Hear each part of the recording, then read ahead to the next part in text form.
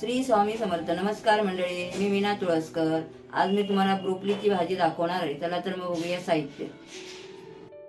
ही बघा, ही ब्रोकोली आहे, मी साफ करून धुवून वगैरे उकडून ठेवली, याच्यामध्ये मीठ टाकून।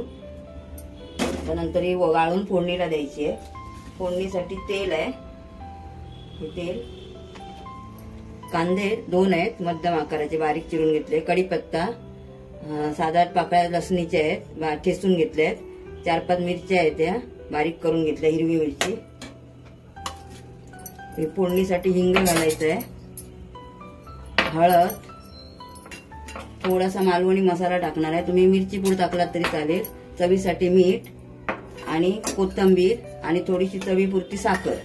ही बघा, आता ही मी गाळून घेतलेली आहे। हे बघा, हे पाणी काढलंय, आता त्या टोपामध्ये ओतते आणि अशी गाळत ठेवते। गॅस चालू करून कुकर ठेवलाय तापत, गॅस फास्ट ठेवलाय, कुकर तापला पाहिजे म्हणून। त्याच्यामध्ये जरा कढीपत्ता धुतलाय म्हणून घालून ठेवते, म्हणजे तो गरम होऊन येईल थोडा। आता कढीपत्ता गरम झालाय, कुकरही गरम झाला, तर तेल टाकून घेते 4-5 चमचे तेल टाकून घेते। बारीक करते, पाच झाली जरा परतून घेते। आता कांदा पण टाकून घेते,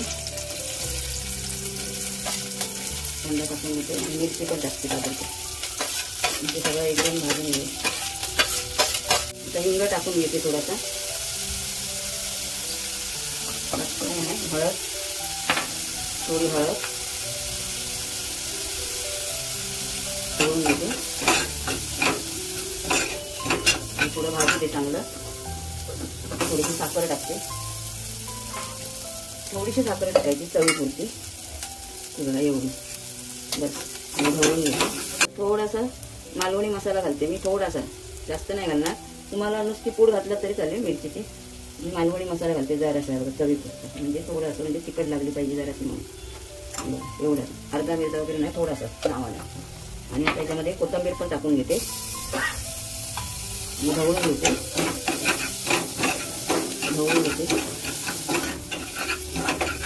थोडंसं मीठ टाकून घेते आता ताबडतोब, अर्धा चमचा घेते टाकून फक्त, आणि आता ढवळून घेते।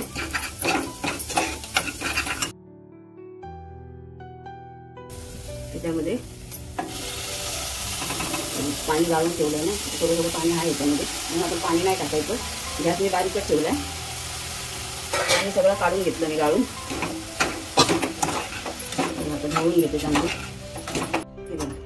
पूर्ण ढवळून घेतली।